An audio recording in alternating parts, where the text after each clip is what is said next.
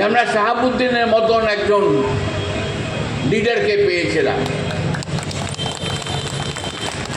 যিনি সব কিছু দিয়ে, নিজের পকেট থেকে টাকা দিয়ে তিনি এই লড়াইটাকে সংগঠিত করেছেন। রাস্তায় করেছেন, এএলসিতে করেছেন,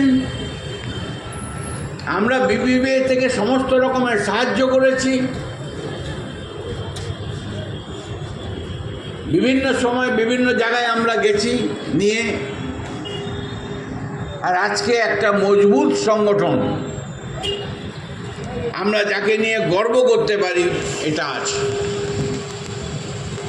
এবং এই সমস্ত কিছু করার মধ্যে থেকে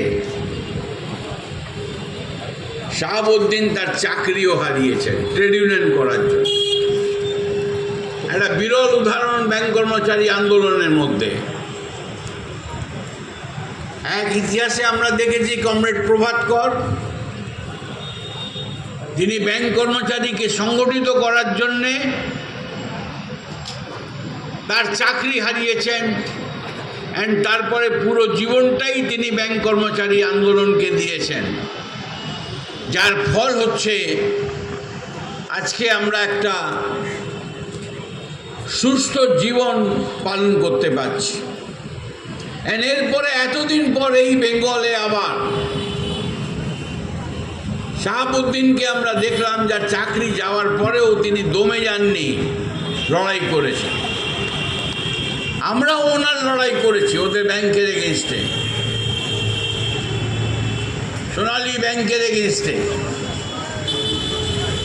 বিপিবিএ লাগাতারভাবে এখন একটা জায়গায় গিয়ে দাঁড়িয়েছে ম্যাটারটা, কিন্তু তার স্যাক্রিফাইসটা, ভিশনটা দেখুন, কমিটমেন্টটা দেখুন, সমস্ত রকমের। অ্যান্ড সবচেয়ে বড় কথা হচ্ছে, আমরা বিপিবিএ থেকে ঠিক করেছিলাম যে আমরা আর্থিক সাহায্য দেব শাহাবুদ্দিনকে পার মান্থ। শাহাবুদ্দিন সেটা নিতে চাননি। আমি অনেক করে তাকে জিজ্ঞেস করেছি, যে বলেছে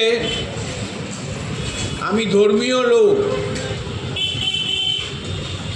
5 বেলা নামাজ পড়ি, নামাজি মানুষ, আমাদের কোরআনে বলেছে কারোর সামনে হাত পাতবে না।